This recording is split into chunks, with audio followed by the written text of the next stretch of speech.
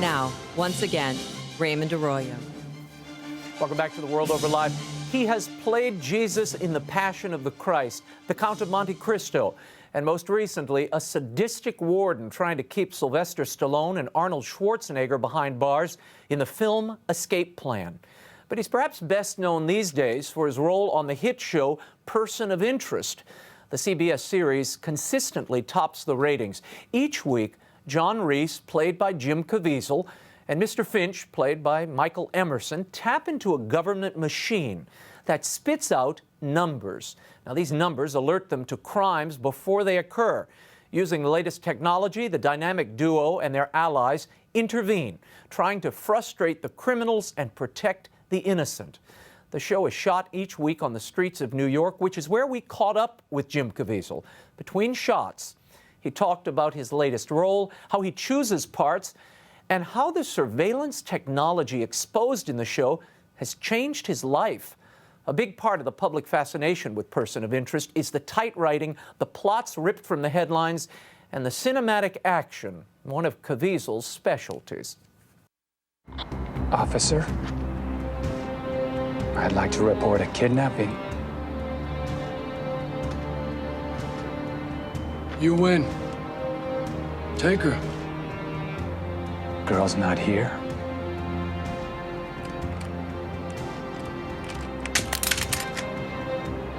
Neither of the tapes. Looks like you got bad intel.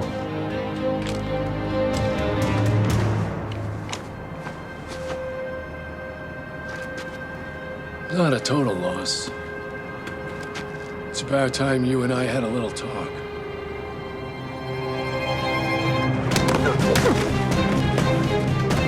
I love the title, Person of Interest, from the first time I heard it. Does it have any deeper meaning now that you've been doing this show for 3 seasons?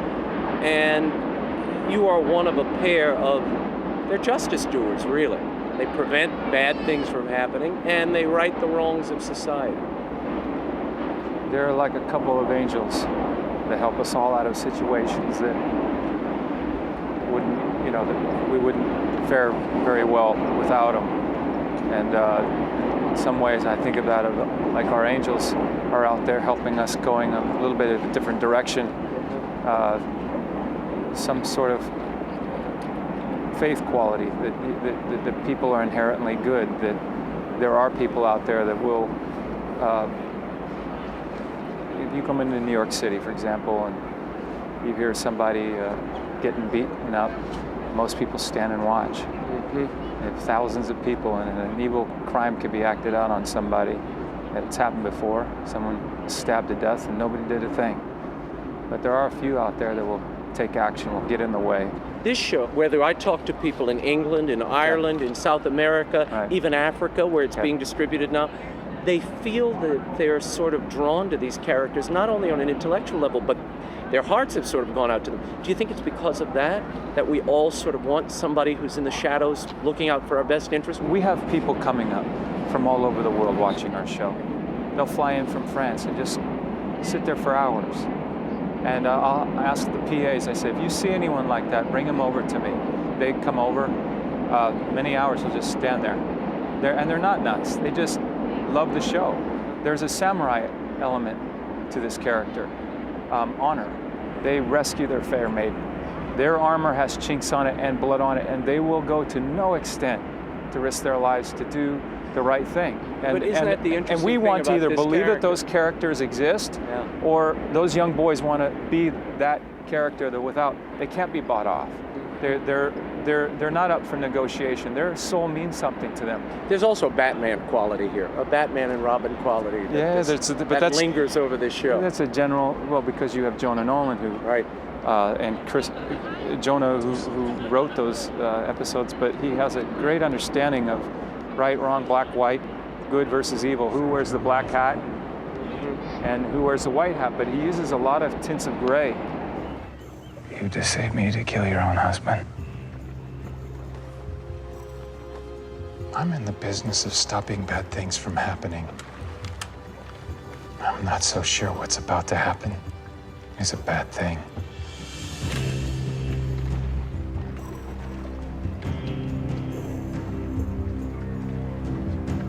They have a faith quality to them that will always endure. Yes, he has failings in him like we all do, but he gets up and he changes. He becomes a better man. He keeps going. And that's what one sees, I think, in Reese. I mean, this is an ex-CIA hitman. He clearly has wounds. We see flashbacks in the last seasons of his relationships. And yet, it's as if he's trying to right all those wrongs in his past. Is that part of what drives him, motivates him? Reese is a sinner like many of us. He's committed heinous crimes against humanity like a few of us have, but is trying to find his way back. And I think generally people are hoping that he does. You know, there's, I guess, my whole quest to becoming a actor, I did it because not to be famous, I felt that there was a quality, something in me that needed to be heard, that I could be a voice for others, to do what people like Costner or Cooper or Stewart, you know, a lot of these guys that just, Clint Eastwood, that they did to me as a kid, Stallone, Rocky. These are all heroic figures, by the way. Boys need them. Women need to find men like them. That they're not up for negotiation. Men of principle. Yeah, and still have a little blue collar in them that, you know, that are still one of the folks. How do you go from playing Jesus Christ to the Count of Monte Cristo to Mr. Reese, and now in your latest film Escape Plan, you play this kind of very sadistic, weird guy, Jim Caviezel. This is freaky, weird Jim. Evacuation code. Yes, evacuation code. Meaning you give me a number and you walk out of here free as a bird? I don't think so. You're here now, and you belong to me. Your intake is finished. Where did this come from? How do you go from, you know, the King of Kings to the Count of the Clink? Yeah. I always said I look for redeemable stories. That does not mean the character that I play is redeemable.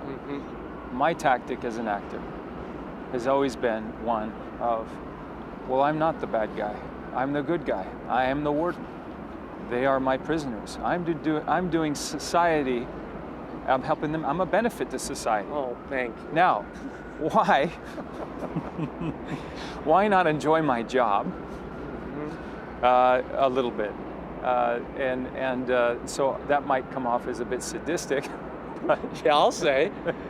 But these are bad men, and so. And they're in prison for a reason. Absolutely.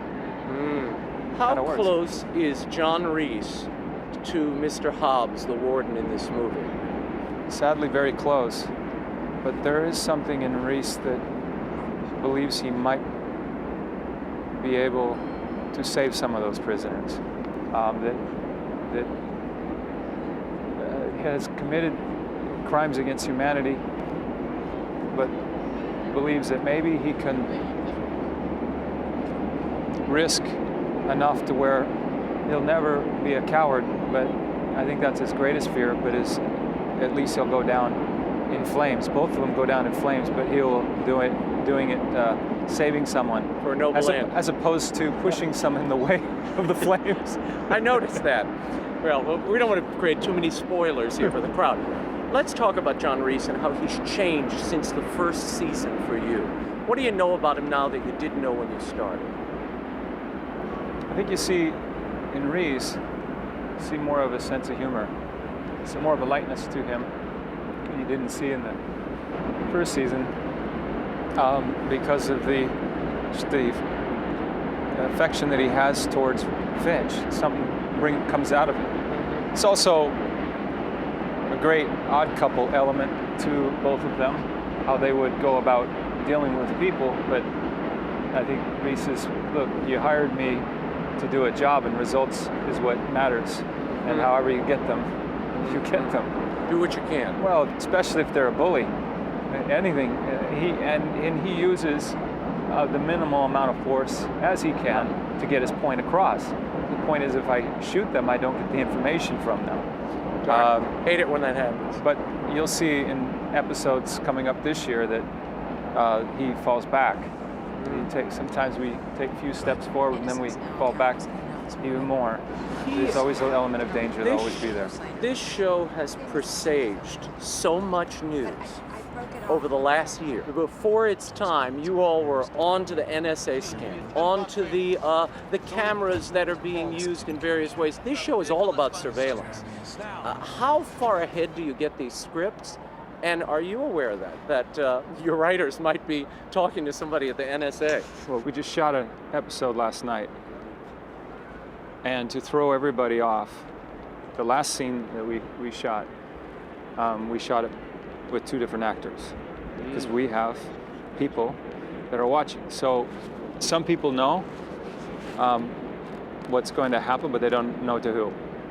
And that scene that we shot, I literally got the pages at that moment, and it was only 5 people that have those pages. Only 5. Wow. So if my pages get out, they're all marked. The NSA stuff, did that freak you out at all? Learning how much control the government has and how much access to your privacy and to mine and everybody else's vis-a-vis this show, or you were always sort of aware? I was very aware of the NSA and the Snowden stuff. The frustration is when I told people about it, it didn't count. And so if the public is informed through the proper channels, through CNN, through Fox, through what have you, MSNBC, then it's legitimate. But if I were to tell you that, it doesn't mean anything. Register. Well, we were talking about Miss Teen USA. I think a 19-year-old kid, not a 45-year-old, not somebody who was, this is no 65-year-old Albert Einstein here. We're talking about a 19-year-old kid. Yeah. Got into a 17-year-old's computer and did it in such a way that she perceived it to be off. Right. And the computer was open. Took nude photos of her. Using this camera there, yeah. And then said, look, if you don't want these pictures to come out, pay me this money. FBI got involved. We do stuff like that all the time, where you think that phone's off and it's on. No, those lights don't have to be on. That's just to allow you to know that they're on, but that doesn't mean that that phone is not on. If your computer has a light that's supposed to come on, and this is what this kid figured out, how to make it so that those lights don't come on. Camera, but no light. That's exactly right. Has it made you more wary of the technology you carry with you? I got rid of the internet. I don't need it anymore. Wow. So, do you communicate by pigeons now? I send the courier they can pigeons listen. out? They can listen to me on my phone conversations. I'm much more, astute to what I talk about over the phone now. Tell me about your next movie, The Game Stands Tall. Well, that goes back to the things we were talking about, Raymond. Bob Laddiser is a guy that's a football coach at De La Salle High School. He won 151 high school football games in a row, varsity high school, and he did it playing the best high schools in the United States. Really? Best football powers. And he beat them consistently. And, you win 10 in a row, you win 2 years in a row, 3 years in a row. This goes on for over a decade. 150 is unbelievable. 151. And what's this guy's philosophy? I think it's very similar to John Wooden's. My dad was very fortunate to know the man, Wooden, who was head basketball coach at UCLA, and he had a pyramid of success. And there was a faith element in that. There was an industriousness in that element, the enthusiasm, the God within, the fight from inside, and to reaching these young boys and changing their lives. And this guy could have left that school and gone on, been a major pro coach. Right.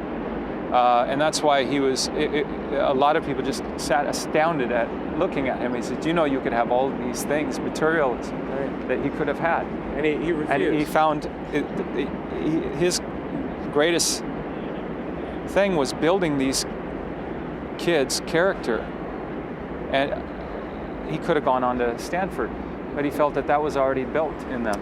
But these young kids had the potential to go on and not just become great football players, but taking that principle, becoming great people, great citizens, great politicians, great doctors and lawyers, and people that had moral fiber to them, great integrity.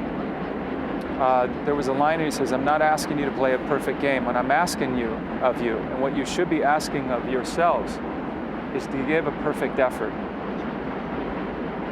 That's been pretty simply the philosophy I've been given all my life in my faith.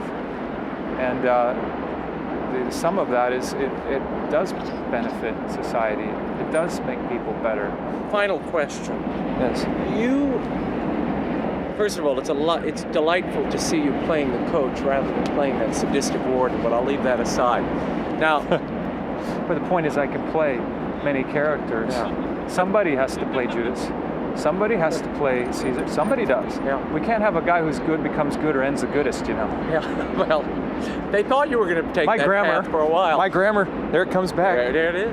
Now, if my number should come up, I hope you will call and give me fair You're one of the warning. goodest guys I know, Raymond. I'm one of the goodest?